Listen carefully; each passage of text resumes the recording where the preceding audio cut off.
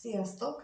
Megnézzük, hogy mire vágyik a szeretett személy, mit tudhatunk meg az ő jelenlegi állapotáról, helyzetéről, ezzel kezdjük, aztán utána folytatjuk, hogy ha már látjuk, hogy mi a kiindulás, mi a kiinduló helyzet, úgyhogy nézzük is meg, hogy mi az ő jelenlegi szituációja, mi az, ami jellemző most rá, az élethelyzetére, ennek a szeretett személynek.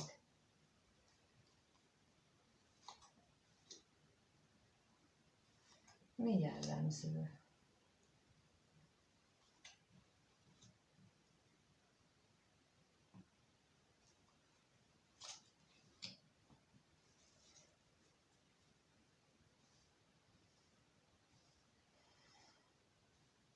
Úgy látom, hogy bánkódik.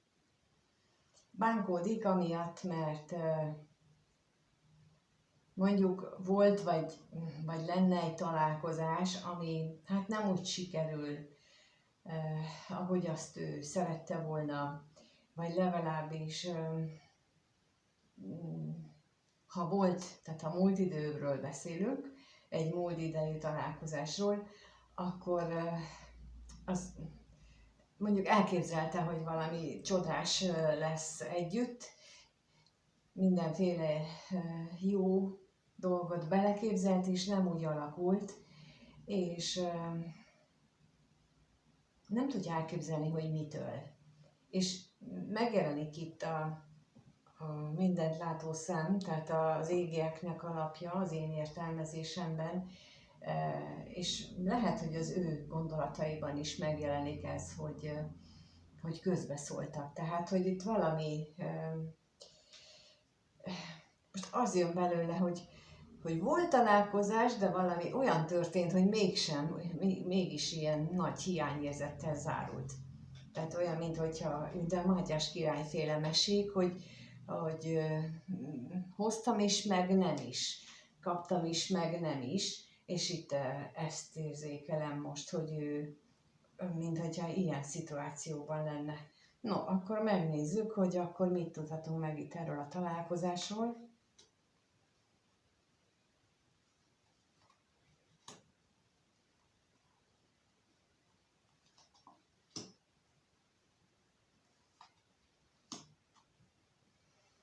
Lehetséges, hogy itt nem tudja eldönteni a gondolataiban, hogy mostan esetleg ő vagy a másik személy az hogyan élte meg. Tehát azon is gondolkodik, hogy ő sem tudja megfogalmazni pontosan, hogy ez most jó volt, vagy nem volt.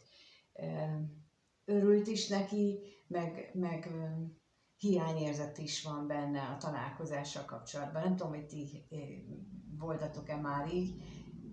Én igen, tehát amikor az ember úgy jól érzi magát, de a végén mégis olyan hiányérzet marad benne. Na, de megnézzük, hogy a veszteséget, hogy miért van itt ez a hiányérzet. Mi az, ami nem jött össze? Mi az, ami nem jött össze? Hát.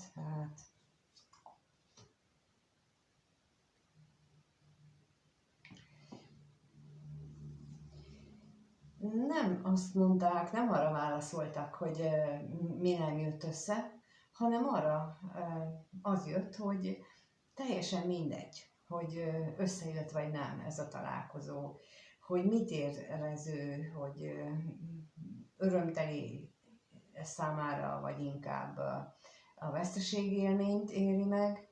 Ettől függetlenül ez az ő lelki hozzájárulását, vagy a lelki megélését ezzel a találkozással kapcsolatosan ezt elmélyítette. Ez sokkal jobban kitartóvá vált ez iránt, a kapcsolódás iránt, ami ez a találkozás szólt. Na, akkor megnézzük, hogy az ajándékról mit tudhatunk meg. Hát, ha itt kiderül.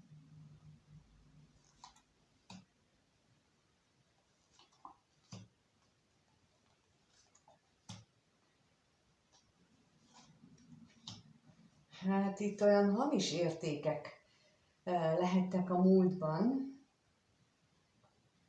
Lehetséges, hogy most tulajdonképpen ezek derültek ki a találkozás alkalmával, ezek a hamis értékek. Ugye azt kérdeztem, hogy hát ha kiderül, és lehet, hogy ezek derültek ki, hogy mi az, amit a múltban benézett ez a személy, vagy hát nem tudom, hogy ti mennyire vagytok benne érintettek, de a lényeg az, hogy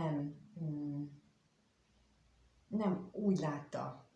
Ez olyan, mint amikor az ember hirtelen szerelmes lesz, és akkor beborítja a rózsaszín köd, és egy fél évig, 8 hónapig teljesen mindegy, hogy mit csinál az a másik személy, egyszerűen csak szereti az ember, és akkor elmúlik ez a vénuszi időszak, letelik a vénuszi év, és elkezd kitisztulni ez a rózsaszín köd, és elkezdjük látni azt a másik személyt a hibáival együtt, és akkor tud egy ilyen érzés jönni, hogy amit eddig értéknek látunk, az kiderül, hogy hát nem teljesen olyan volt, nem teljesen az érték, amit mi annak gondoltunk, és nem azt jelenti, hogy nincsen érték, hanem hogy nem az az értéke például ennek a személynek, amit ő korábban gondolt,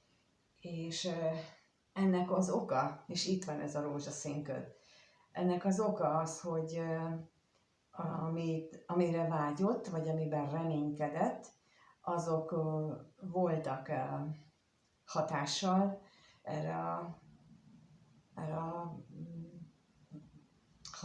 hamis értékrendszerre, ez a hamis elvárásokra, és olyan, mintha hirtelen ez most így kiderült volna. Na és akkor, ha ez így történt, akkor teljesen egyértelmű, hogy lehet, hogy amúgy jó volt az a találkozó, de egy ilyen nagyon durva felébredés volt neki ez a megtapasztalás, hogy ő eddig nem tudja, hogy mit látott, de most valahogy másképp látta az egészet, és nem azt jelenti, hogy nem jól, mert itt azt mutatják a lapok, hogy teljesen mindegy, hogy milyen veszteséget élt meg.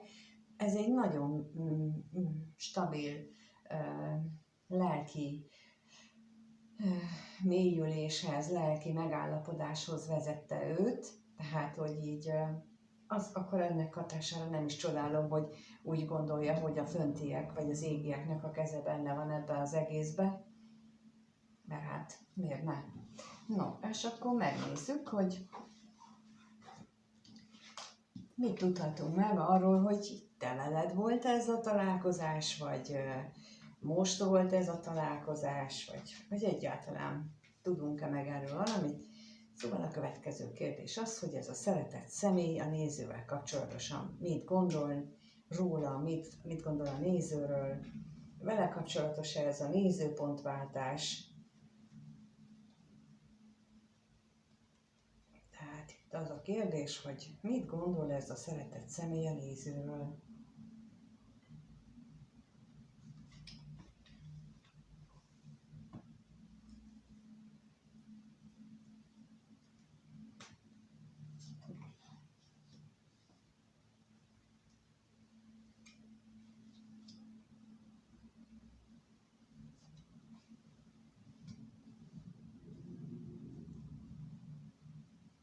És még egyet.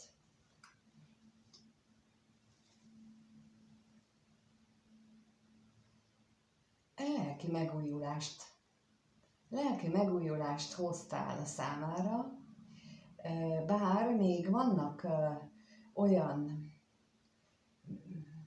berögződései, olyan hitrendszerei, olyan ígéretei,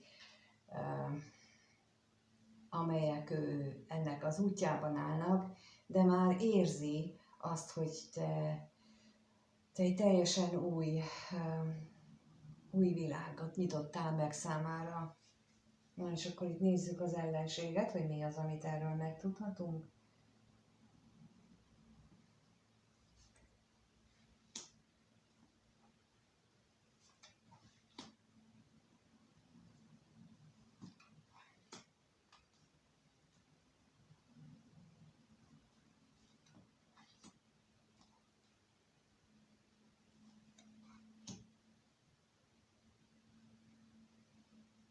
Lehetséges, hogy azok a nehézségek, amelyek még a útban vannak, tehát amelyek még az ő lelki megújulását akadályozzák, azok azok máshol, tehát nem hozzád kapcsolódnak, hanem az ő gyökereihez, az ő tágabb családi mintájához, vagy ha van saját családja, akkor ahhoz. És igazából ezt kellene neki maga mögött hagyni, ahhoz, hogy ezt így valóban meg tudja élni, ezt a megújulást, de láthatóan ez még nagyon nehezére esik, nagyon. Na de akkor megnézzük, hogy mi ez a ígéret, tehát a levélre kérnék szépen.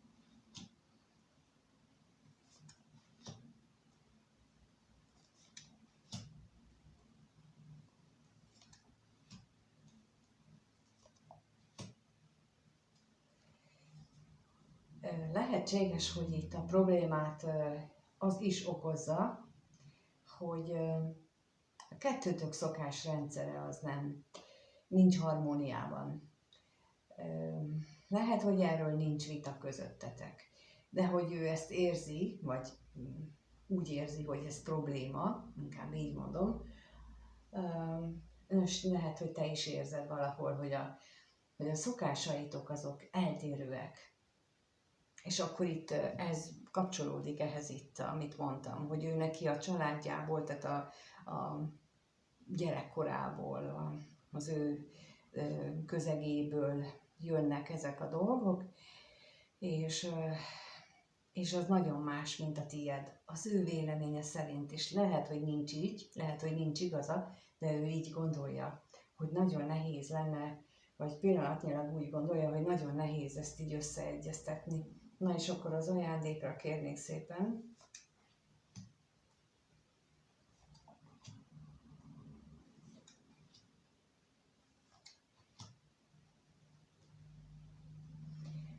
Úgy látszik, hogy azért, amikor ti találkoztok és beszéltek, az mégis egy nagyon nagy értéket jelent a számára. Hát, hogyha egy új világnézetet, egy új lelki megközelítést hoztál be az életébe, akkor persze, hogy ez egy hatalmas értéket jelent neki.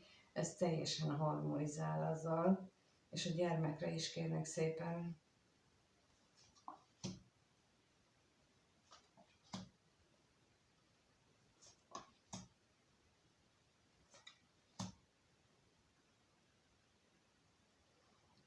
Itt arról is szó lehet, hogy akinél van gyermek a képben, most vagy nálad, vagy nála, annak a hátrahagyása, úgymond, vagy a figyelmen kívül hagyása az nagy problémát jelent az ő megítélése szerint. A vágyai beteljesülésében mindenképpen. Ha nincsen gyermek, ha nem arról van szó, hogy a gyermek jelenti a problémát, akkor a megújulásnak, tehát hogy ennek az új lelki megközelítésnek, vagy az új világnézetnek az ő teljes integrálását akadályozza, vagy annak van útjában itt még azt hiszem, hogy itt az isteni jóváhagyás hiányzik, illetve az, hogy ő mit vár. Tehát ő neki lehet, hogy még túlságosan földhöz ragadt vágyai vannak e tekintetben, és kevésbé élte még át ezt a valódi lelki átalakulást, amit itt mutatnak a lapok. Tehát olyan, mintha itt neki erre kellene még várnia, hogy ő benne ez még jobban átalakuljon, még jobban elinduljon ez az átalakulás, hogy ne annyira a régi vágyai szerint akarja megélni az új jövőt, hanem hagyja, hogy itt a mélyben történjenek meg a változások. És most amikor a videót készítem, illetve amikor kirakom a videót, akkor pontosodik be például a Vénusz-Plutó szembenállás, és ez egy hatalmas érzelmi bomba, és ez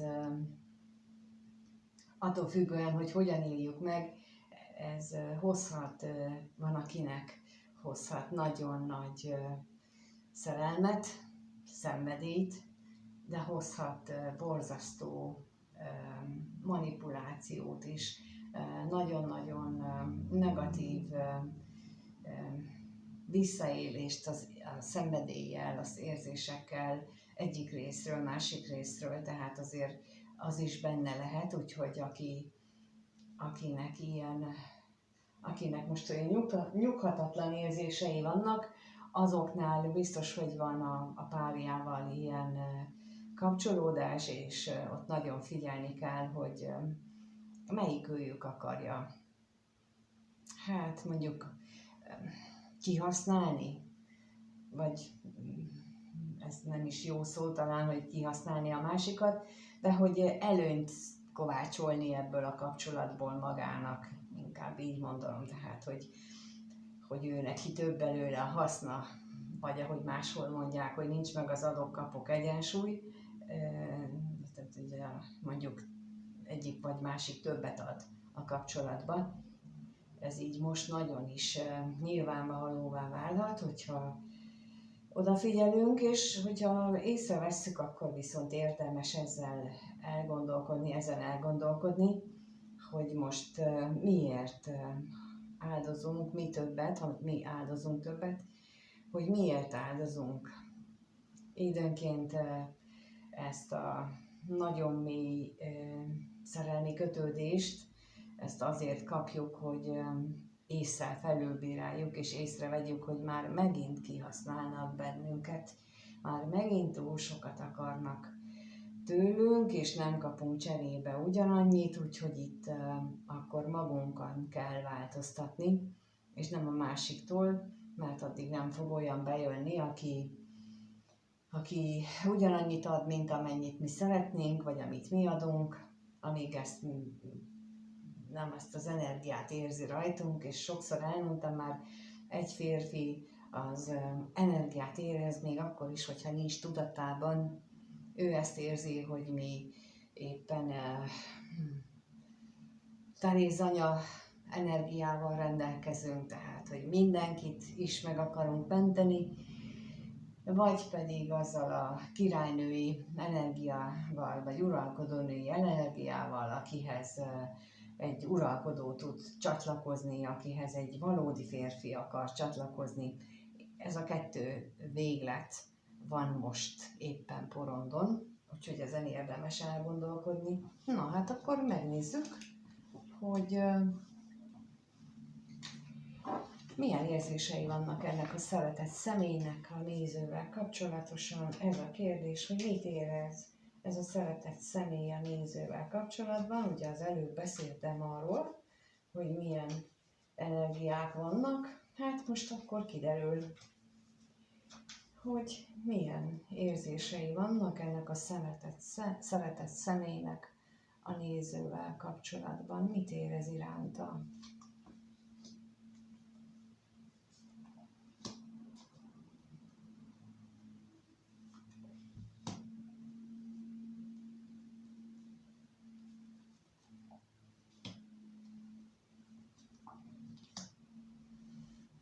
Hát én nagyon hektikus az érzelemvilága, változó, de mondjuk nem a rossz meg a jó között, hanem a között, hogy milyen intenzitással vannak az érzései, mert úgy gondolom, hogy az, hogy újra és újra megújul benne ez a vágy, ez időnként padlóra küldi, tehát hogy nem érti, hogy ez hogy van. Mint ahogy az elsőnél is látszott, hogy valószínűleg rád vonatkozott az, hogy például volt egy találkozás, ami nem egészen úgy alakult, ahogy ő gondolta, számára kiderültek, lehult a lepel mondjuk, nem azért, mert te csináltál valami rosszat, hanem azért, mert ő mást projektált rád, mást vetített rád, mást képzelt rólad, és akkor ehelyett most meglátod valami egészen újat, amitől hát nem múlt el benne az érzés, mert továbbra is ott van központi helyen, de ettől van még mindig a padlón, hogy ez meg hogy van. Hogy újra és újra megújul ez a szenvedély, és teljesen mindegy, hogy mit lát ő benned, hogy most már teljesen más szemét lát, mint régen, és egyszerűen ez őt néha el is keseríti. Én úgy gondolom, hogy ő nem tud nem tudja lerakni ezt az érzést, ezt ő nem tudja lerakni. Na és akkor megnézzük, mi ez a szerencsétlenség. Itt középen mit tudhatunk meg róla.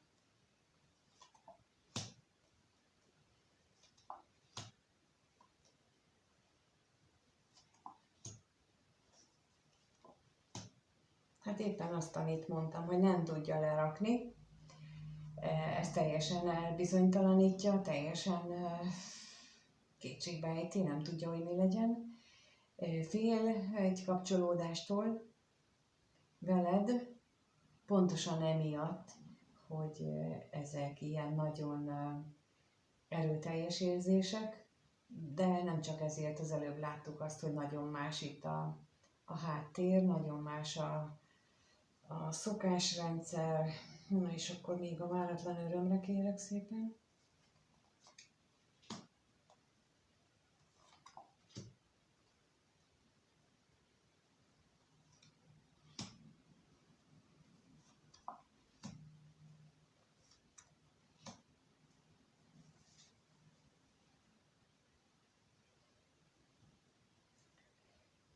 Hát itt eléggé belekeveredett, azt hiszem, mindenki és minden, mert hogy így,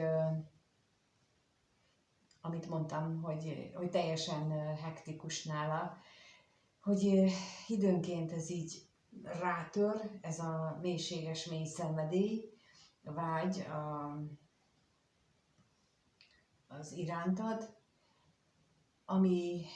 amitől meg van rémülve, akkor máskor hazugságnak gondolja, hogy dehogy is, ez nem is igazi vágy, de ez csak így a képzelet szüleménye.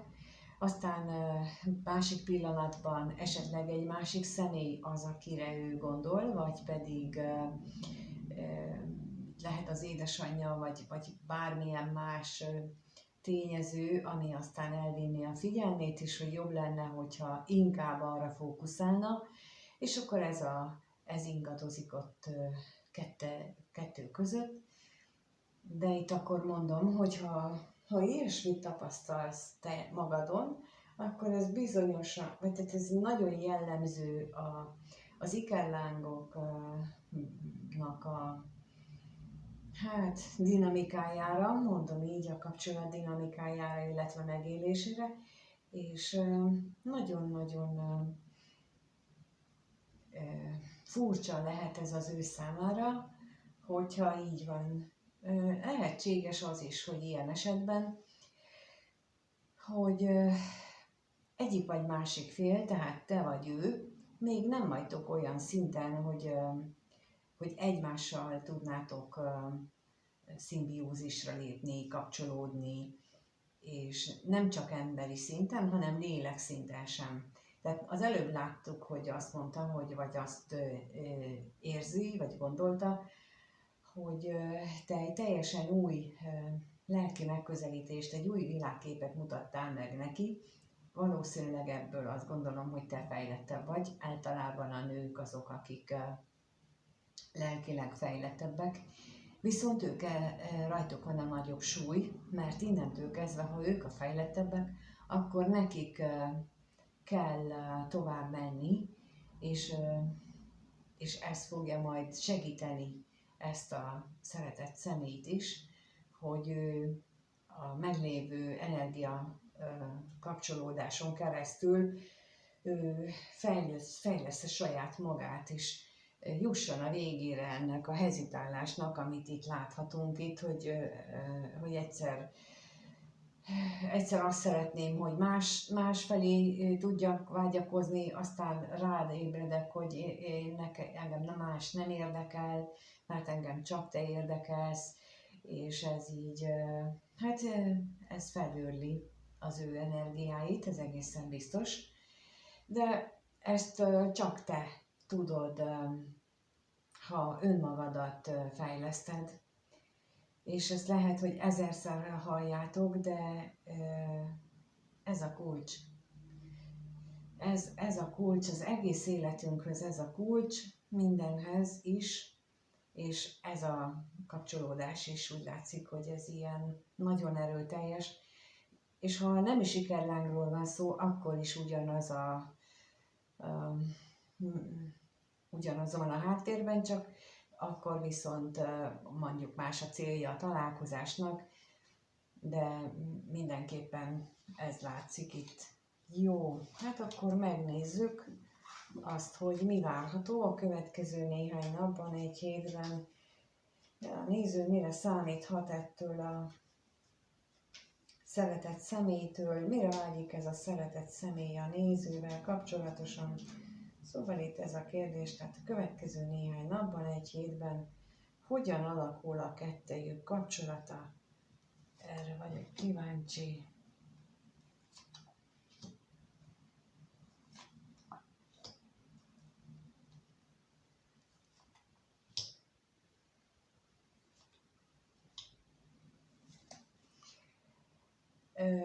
Úgy tűnik, hogy mintha valamelyik fél úgy gondolná, hogy akkor jó, azt lezárom ezt a szerelmes dit, lezárom így ezt a találkozásokat is, ha lesz találkozás, akkor is az csak pusztán a testi vágyak megélése lesz, teljesen új alapokra helyezzük, mert ez így nem lehetséges, legalábbis ez a mondás. Na, akkor megnézzük, hogy mi ez a látogatás itt, mert ez engem érdekel. Hát ettől tartottam.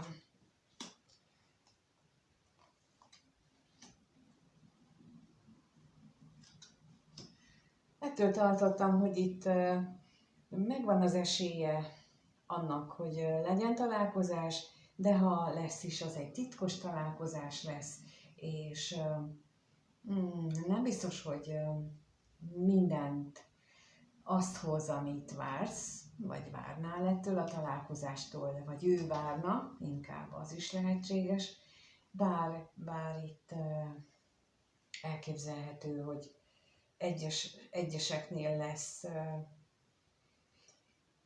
pozitív élmény, csak pozitív élmény. Na, megnézzük itt mi az a szerelem, arról mit tudhatunk itt az érzéseknél.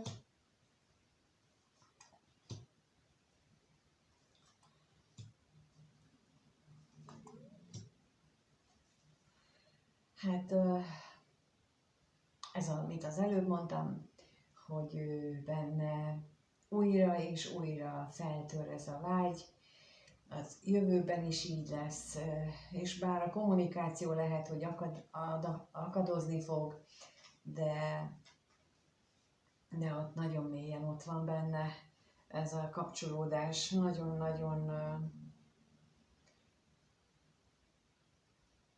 nagyon mélyen benne van ebben a dologban, úgy látom, és a szenvedélyre kérnék szépen, a szerencsétlenségre, mert hogy itt, igen, erre gondoltam, hogy nagyon felerősödik, azért mondtam a szenvedélyt, mert azt érzékeltem annak az energiáját, és hogy újra és újra felerősödik, és újra kiakad ettől, és nem tud vele mit kezdeni, és hogy a múltban is így volt, és hát, hogy így állandóan, olyan, mint hogyha állandóan körüljárna az esze. Itt is azt látjuk, itt is az jön ki, hogy ő neki, sőt, itt is a találkozás van, tehát így körülbelül a következő néhány napban, egy hétben azt hiszem, hogy ennek a szeretett személynek a minden gondolatát ez köti le, a veled való találkozás köti le, úgy látom. Úgyhogy remélem, hogy nagyon. jó lesz, akiknek ez így összejön, úgy, ahogyan azt így korábban láttuk. Én azt kívánom, hogy megéljétek-e a boldogságot és az örömöt, mert ritkán van az, hogy így látható, vagy ilyet látok. Talán pont az energiák ebbe besegítenek, de emlékeztetlek benneteket arra, amit mondtam, hogy óvatosan az adok-kapok egyensúlyjal, hogy nem lerohanni a másikat, mert hogy legyen meg az egyensúly. Még akkor is, hogyha úgy gondolod, hogy neki gyógyulnia kell, és hogy te szívesen gyógyítanád, az orvosra tartozik, meg az anyukára, meg mindenki másra, de nem a szerelemre. Ezt így mindig próbálom emlékeztetni benneteket, hogy ez a Terézanya stílus, de ez meg egy párkapcsolat. A kettőt nem lehet összekeverni, mert akkor nem jól működik a dolog. Akkor kihasználhatóvá válik egy nő, vagy egy férfi, teljesen mindegy, amelyik többet tesz bele, akkor a párja az természetesnek veszi mindazt, amit kap, és akkor egy idő után már nem is küzd érte. Szóval ez így elgondolásra érdemes, és javaslom. Most különösen, hogy így erre felhívják a figyelmet az energiák.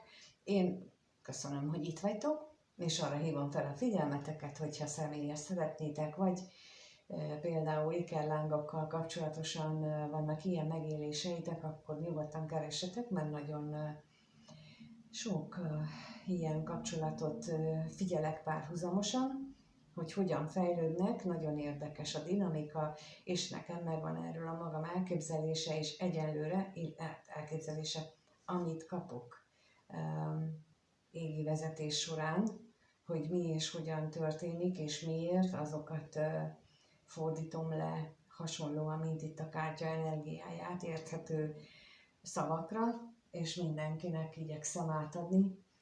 Úgyhogy ilyen ügyben is nyugodtan tudtok keresni, az elérhetőséget a leírásban találjátok meg.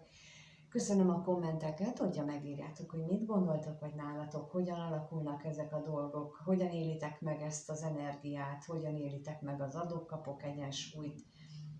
Szívesen olvasom, és köszönöm a lájkot, feliratkozást, azzal pedig a csatornát is tudjátok támogatni, meg másokat, akik még nem találtak ide, hát ha nekik is fölajánlja a YouTube számítógépe, és így szembe találkoznak ezekkel a gondolatokkal, ami nekik segítséget fog majd jelenteni.